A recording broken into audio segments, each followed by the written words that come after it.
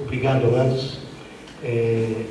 Vamos ouvir agora, amados irmãos, a mensagem que o Senhor certamente tem para o nosso coração nessa noite. Convidamos o pastor Ayrton Tertuliano para nos ministrar.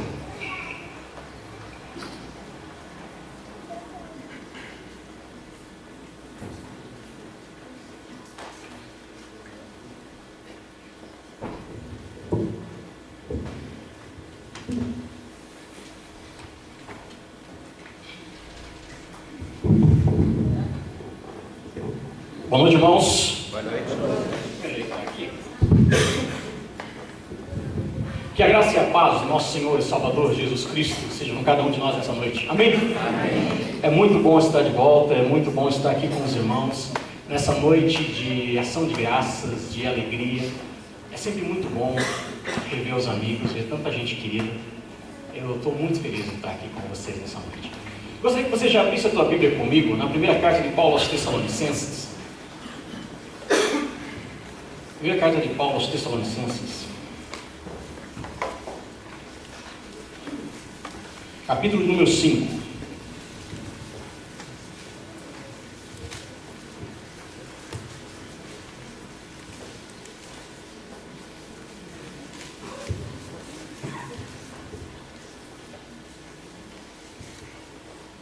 Quero ler apenas um versículo, o versículo de número 18. E a palavra do Senhor diz assim, 1 Tessalonicenses 5, 18. Em tudo dai graças, porque essa é a vontade de Deus em Cristo Jesus para convosco. Amém? Amém. Em tudo dai graças. Esse tudo engloba todas as circunstâncias, todas as situações, todas as experiências da vida. Em tudo dai graças. Até mesmo nas adversidades. Aliás, eu estava lendo um livro essa semana e o autor dizia o seguinte, que na história de todo vencedor tem adversidade.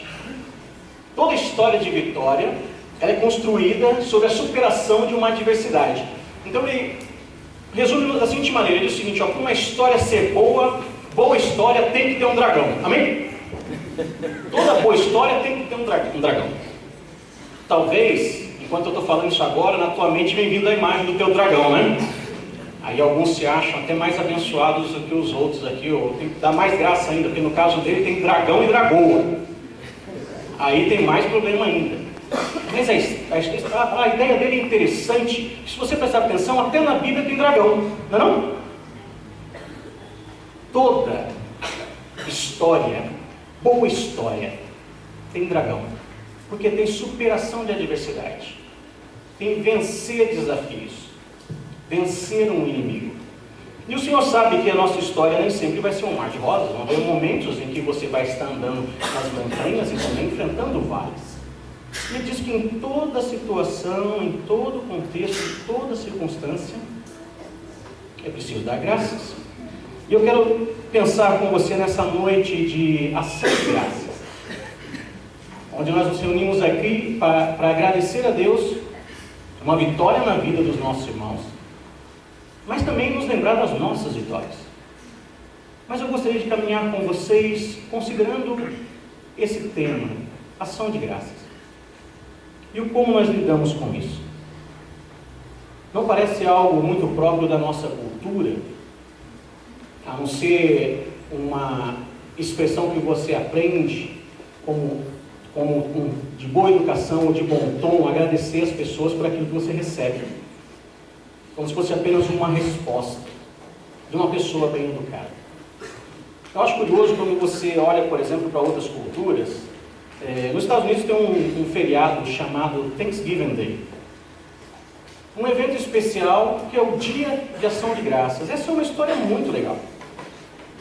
É celebrado toda quarta quinta-feira do mês de novembro. E todos se reúnem para considerar esse tema e vão ter uma refeição juntos, com a oportunidade de alguma maneira de expressar a sua gratidão.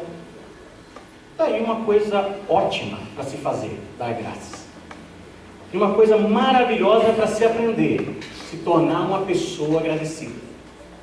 Alguém que manifesta a gratidão na sua vida. Isso é bom, é de bom tom, é agradável, e é o que há de melhor na relação das pessoas, nas relações humanas. Não sei para você, mas para mim eu acho que uma das piores coisas, uma das piores atitudes nas relações entre os homens é a ingratidão. A ingratidão é tão impressionante que ela marca. E é um elemento tão interessante para a gente considerar aqui, que tem um episódio na caminhada de Jesus com seus discípulos, em que esse tema é abordado. E eu gostaria que você abrisse a tua Bíblia comigo em Lucas capítulo de número 17. Lucas 17.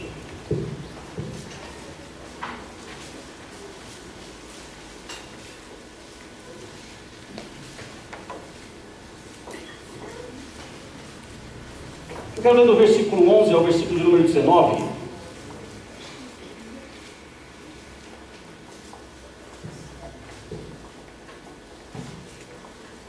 Como é uma expectativa de Deus que todos venham dar graças, que isso é vontade de Deus, é desejo de Deus para você e para mim, essa história aqui chama a atenção, porque ele vai viver o oposto disso, uma experiência interessante de ingratidão. Então no versículo 11 em diante, no capítulo 17 de Lucas, diz o seguinte: de caminho para Jerusalém, passava Jesus pelo meio de Samaria e da Galileia. Ao entrar numa aldeia, saíram-lhe ao encontro 10 leprosos, que ficaram de longe e lhe gritaram, dizendo: Jesus, mestre, compadece-te de nós. Ao vê-los, disse Jesus: ide mostrai-vos aos sacerdotes. E aconteceu que, indo eles, foram purificados. Um dos 10, vendo que fora curado, voltou dando glória a Deus em alta voz. E prostou-se com o rosto em terra aos pés de Jesus, agradecendo-lhe, e este era samaritano. Então Jesus lhe perguntou: não eram 10 os que foram curados? Onde estão os 9? Não houve porventura quem voltasse para dar glória a Deus, senão este estrangeiro?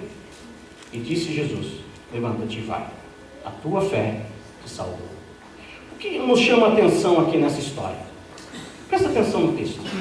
9 de 10 pessoas que recebem um benefício não se importam de demonstrar qualquer gratidão. 9 de 10. Será que a maioria das pessoas são ingratas? Será que é isso que esse texto quer nos mostrar? O que você pensa sobre isso?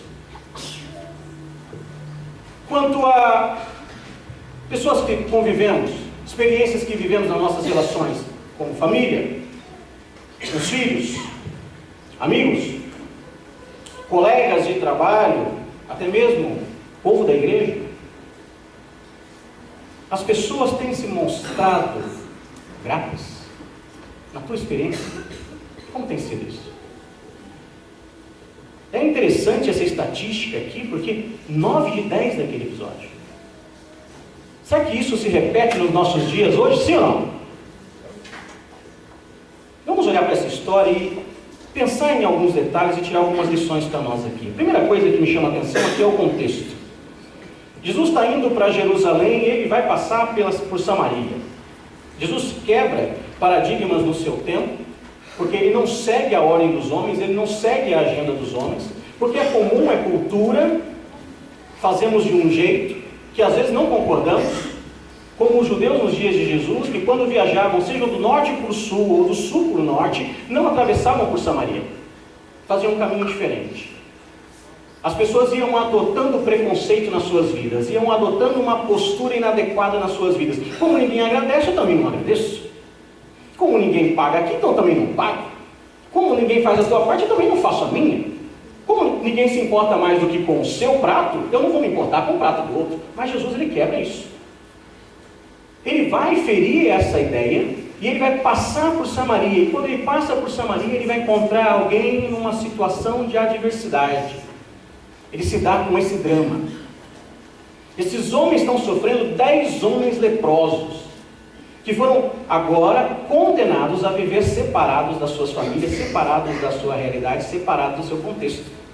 É um drama muito curioso esse naqueles dias, porque quando uma pessoa era diagnosticada com lepra, ela tinha que ser afastada do convívio social, em todos os sentidos. Não importa se ele tinha uma fazenda, ou se ele era um pequeno comerciante, ou um artesão, ele tinha que deixar sua atividade profissional, não poderia mais trabalhar. Não importa se ele é casado, se tem muitos filhos, ele tem que deixar o convívio da família agora, tem que viver sozinho. Não importa se ele é uma pessoa bem vista na sociedade, querida entre os seus, agora tem que se afastar do seu grupo, da sua tribo ou da sua aldeia. Não importa nem mesmo se ele tem uma posição de autoridade, agora ele tem que deixar inclusive a sua posição. É um fato interessante no Antigo Testamento de um rei que ficou leproso, então ele teve que ficar isolado numa torre. Imagina que drama! Você não tem mais acesso a nada na sua vida, agora você está condenado a viver sem a tua vida. É um paradoxo muito curioso.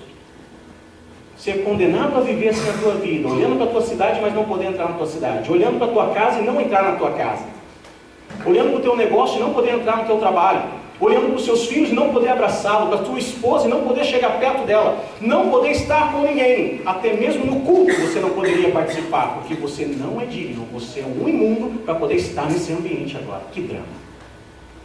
Aqueles homens estavam condenados por toda a vida, até que a lepra os consumisse, a não mais conviver com pessoas, com lugares ou com atividades que eles amam. Pense em viver um drama como esse. E não ter acesso àquilo que você gosta de fazer. Não ter acesso ao teu lugar de descanso. Não ter acesso às pessoas queridas. Eu não consigo imaginar poder passar daqui para frente a minha vida sem abraçar pessoas que eu amo. Sem estar nos lugares que eu gosto de estar. Mas aquelas pessoas estavam condenadas a isso.